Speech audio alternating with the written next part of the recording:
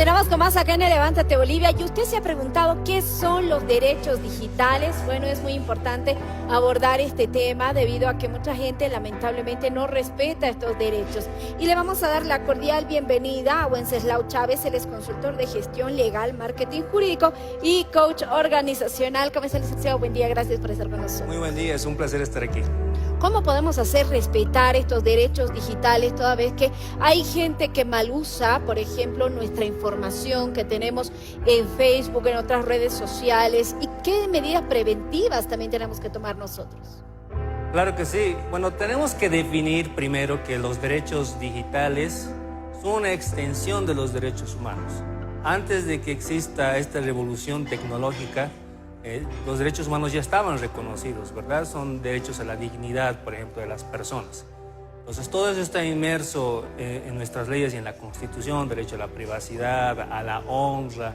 Y cuando estamos hablando de derechos digitales, es esa extensión de los derechos humanos. Hoy en día se ve muchísimo el tema del abuso, tal vez, de inteligencia artificial, con imágenes, chantajes por redes sociales. Y este tipo de cosas también están protegidas por la ley. Sin embargo, aún en nuestra legislación boliviana hay cosas que no están tipificadas como tal, como en otros países tal vez lo está. De cualquier manera, eso no significa de que esos derechos no están protegidos, más todo lo contrario, se adaptan. Si bien hay debilidades, pero hay formas legales, mecanismos legales para hacer prevalecer ese tipo de delitos, el acoso digital, por ejemplo, el bullying, el cyberbullying que existe en redes sociales, todo eso. Obviamente tiene sus limitantes, pero existen mecanismos legales para proteger. Y entender que es un mecanismo de extensión de los derechos humanos nos va a hacer tener la claridad de lo que realmente representa y cómo podemos nosotros hacer prevalecer esos derechos. Ahora, claro, nosotros decimos, mira, mejor que no publiques nada en redes sociales. A veces la gente mal utiliza esa información. ¿Hasta dónde debemos nosotros dar a conocer, por ejemplo, algún evento, alguna cosa que nosotros quisiéramos socializar, fotografías de nuestros hijos? En muchos casos dicen, mejor no la colocas en redes. Bueno, el manejo de la información personal es un ámbito muy particular. Si los padres deciden exhibir a sus hijos en redes sociales, como a veces es común hoy en día, tendrían que estar conscientes de que están exponiéndolos a un mundo digital donde básicamente, por decirlo de una forma coloquial, son muchas personas que lanzan la piedra y esconden la mano, que se esconden tras la pantalla de un celular para decir barbaridad y media a menores inclusive, ¿verdad?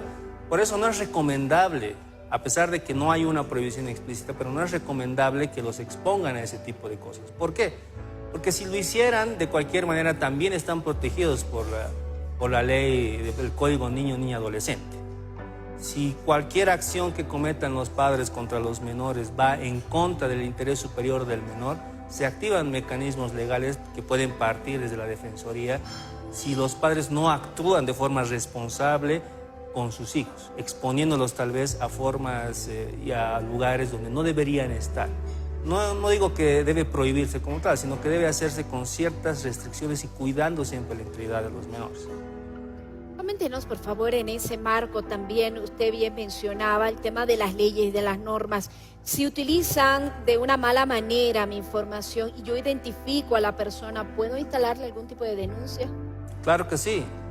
Cuando una persona siente o ha visto de que su información personal está siendo usada de forma desmedida o sin su consentimiento a través de redes sociales, en este caso, páginas de internet, lo que puede activar es lo que la Constitución Política del Estado establece como acciones de defensa. En este caso, una acción de protección de privacidad. Una persona que ha visto que su imagen está siendo vulnerada puede de forma personal enviar una carta como prueba antes de presentar todo esto para solicitar que se le devuelvan esas imágenes en su integridad, ¿verdad? Que tenga el control total de esa información. Es por eso que a la negativa, que muchas veces pasa con los chantajes, se puede iniciar esta acción de protección de privacidad y en la vía constitucional se puede obligar a la persona que está haciendo mal uso de esa información que primero cese ese mal uso y luego que tenga control la persona sobre esa información sobre cual no quiere que ronde en redes sociales. En ese marco, coméntenos también, importante la información que incluso hasta nuestros hijos socializan. Muchas veces nosotros como padres de familia les entregamos un dispositivo y los chicos abren Facebook y nosotros lamentablemente tal vez no hacemos ese control necesario. Entonces, ¿qué tipo de recomendaciones les tenemos que dar también a ellos y a los papás que nos están escuchando? ¿Desde qué edad, por ejemplo, es permitido tener Facebook? Que uno de nuestros hijos tenga otras redes sociales como TikTok o Instagram. Bueno, las redes sociales tienen ciertas restricciones. No pueden crear redes sociales a partir de los 13 años, pero con el permiso de los padres. Luego, cuando ya tienen mayoría de edad, pueden hacerlo de forma independiente. De cualquier manera, obviamente hay algunos expertos que recomiendan que los menores no deberían estar en mucho contacto con dispositivos, con acceso a estos medios de comunicación, porque les genera cierta adicción en algunos casos. Por eso no es tan recomendable. Y si lo usan, debe ser con mucha medida, ¿verdad? Controlando horas específicas para que no sean sujetos, no estén vulnerables, porque las personas que captan a este tipo de personas en redes sociales, a los menores, están atentos a ese tipo de jóvenes que están todo el tiempo conectados o que publican cosas en redes sociales que no son adecuadas para su edad.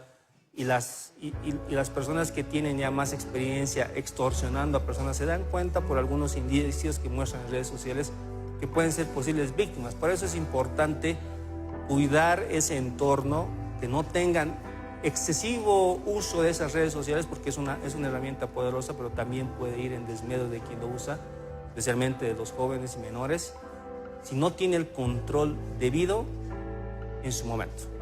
Y hablábamos de las denuncias. ¿Avanza aquello lento, rápido, cuando uno pone una denuncia contra otra persona que haya utilizado la información personal?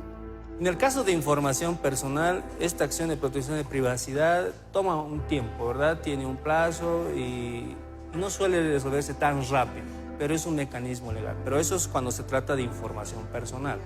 Si una persona a través de redes sociales realiza, como es común a veces, una amenaza de muerte o cosas así, ya se activan delitos penales, por ejemplo. Por eso decía a un inicio que los derechos digitales son una extensión de los derechos humanos. Si en algún momento son vulnerados estos derechos y tienen consecuencias penales, entonces se puede acudir a la vía penal para iniciar una denuncia. Eso puede proceder con la prueba pertinente en la vía penal. Pero si estamos hablando de información personal únicamente y quiere uno que esa información personal no circule en redes sociales, porque hay muchas veces que uno en cierta etapa de su vida ha realizado cosas que en otra cierta etapa de su vida no quiere volver a ver o se arrepiente de esa etapa. Y eso es lo que los expertos también llaman el derecho al olvido, que no existe en Internet, porque lo que está subido muchas veces uno pierde el control, porque va pasando de un lado a otro, de un lado a otro, y es difícil rastrear el origen para poder eliminar esa información. Bueno, a tener mucho cuidado entonces con lo que compartimos en redes sociales en cuanto a nuestros datos, nuestra información personal, porque como bien usted lo decía, a veces perdemos el control de lo que hemos publicado.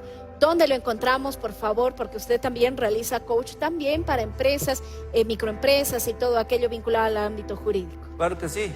A mí me encuentran en redes sociales, búscame con Wenceslao Chávez en Facebook, en LinkedIn, principalmente en TikTok también. Y mi número de contacto es 787-93247. Ahí se agendan entrevistas, consultas en el sector legal también, con un equipo que tenemos en Legal Mint, que es la firma que yo dirijo. Y va a ser un placer servirles en cualquier momento. Gracias por haber estado con nosotros, Wenceslao Chávez, consultor en gestión legal. Nos acompañó en el Levántate Bolivia. Que tenga buen día. Muchas gracias, un placer estar aquí. Gracias por haber estado con nosotros. Continuamos con más.